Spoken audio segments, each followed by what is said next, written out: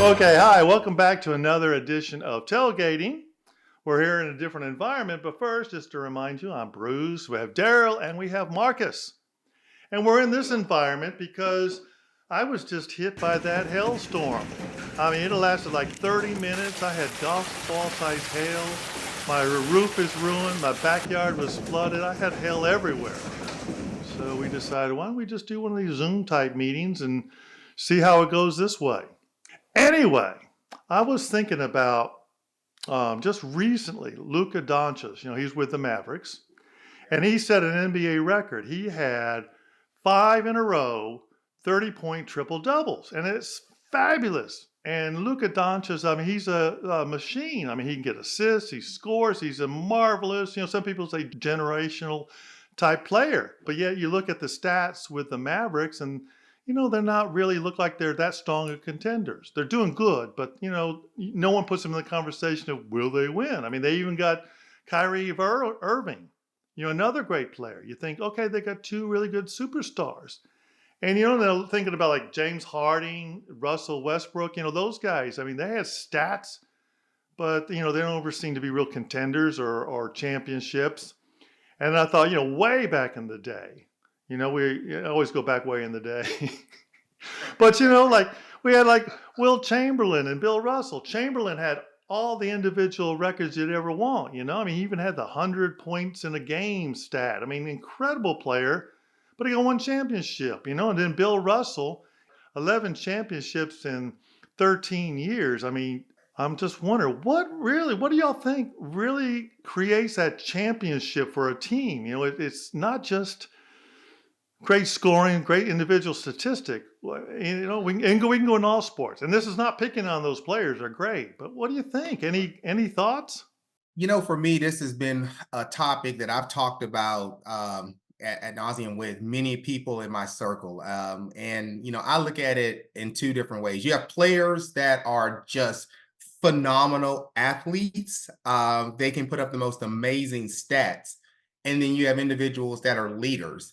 And when you have a combination of both, people, individuals who are just amazing talents from an athletic perspective, they understand the game, their IQ is above par, but they also have that inherent leadership quality.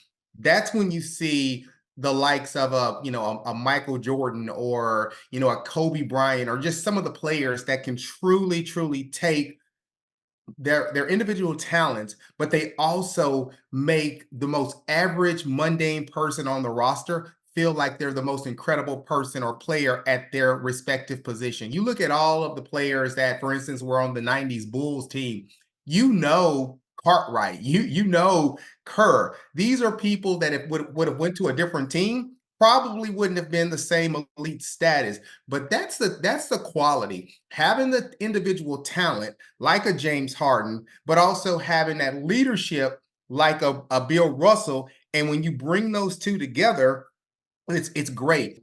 And it seems like we've gone away from building a franchise, building a team, building trust to like, how do we win our next championship? Kobe called it the Mamba mentality. I don't think you see that today. So yeah, when I look at James Harden and Russell Westbrook and just some of these other amazing talents, but they can't seem to get to the next level. They can't get a group of guys to step up and get to the championship, the finals. I'm not even going to say they win a championship, but they just can't get past that hurdle. And I just think they're missing that leadership quality. They got the skills, they just don't have the leadership. Look at it like this. Years ago, I don't know how long ago it was, but when Mike Smith was the head coach of the Atlanta Falcons, he wrote a book. The book was called "You Win in the Locker Room First." Mhm. Now, here's what happened with him. When he was offered the head coaching job for the Atlanta Falcons, he had one ask, and if they couldn't grant him that ask, then he said, "We don't have a deal." What he wanted to do was not only be the head coach of the players, he also wanted to be the life coach of the entire organization. Mhm. And what he meant by that was he wanted to become that person that would influence people. He would impress upon people this idea about winning and being champions.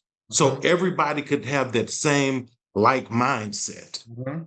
And so he brought this system into play. Now, Marcus, you're a technology guy. I mean, you work for one of the big dogs, right?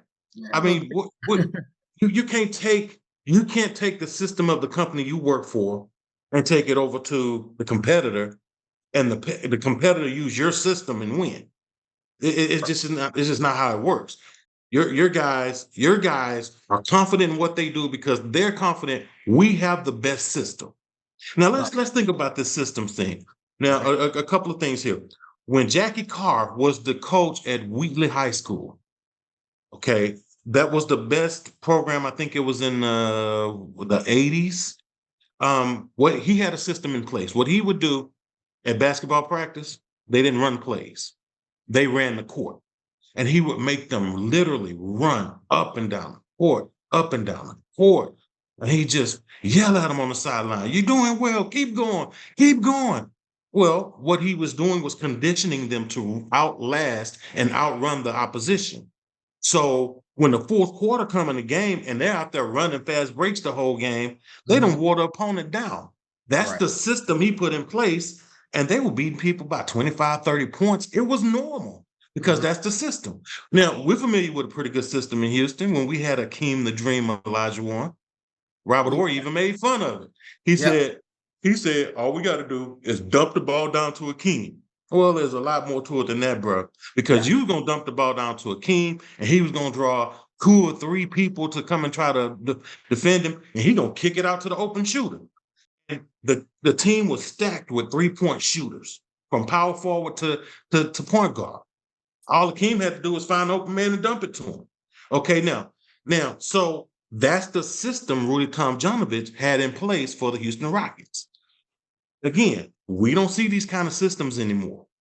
We No. don't we don't see them. Y'all remember the Houston Oilers when they had the run and shoot offense? Yep. It was so hard to beat. It was so hard. That's the system they had in place. They had like 12 wide receivers on their roster and no fullback, no tight end, because they needed those wide receivers to run out there and catch those passes in that run and shoot system. Right. So that's what I look forward to. I want to see some basketball and some football where there's a system in place. I think what you're saying around like for instance, the Lakers had the triangle offense under Phil Jackson, right? And so did the Bulls, right? You have things like that system, and I think that's also very important because I think about San Antonio, they had a system like that, but I still have my concerns, or I just feel like if you don't have that leader on the team. So when you talk about the Chiefs, I think Bruce, you just mentioned the Chiefs.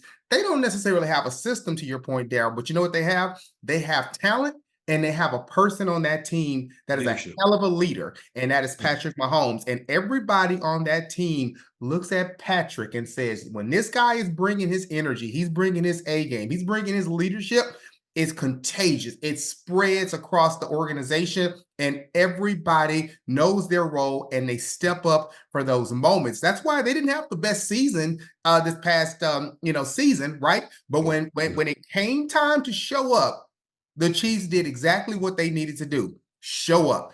Daryl, you and I both remember the Mario Ellie kiss of death 3-point shot. Again, Mario Ellie, not an elite player. Robert Ory, not an elite player. Bill Kerr, not an elite Yeah. player, but they were part of a system that worked really well. It started with the coach.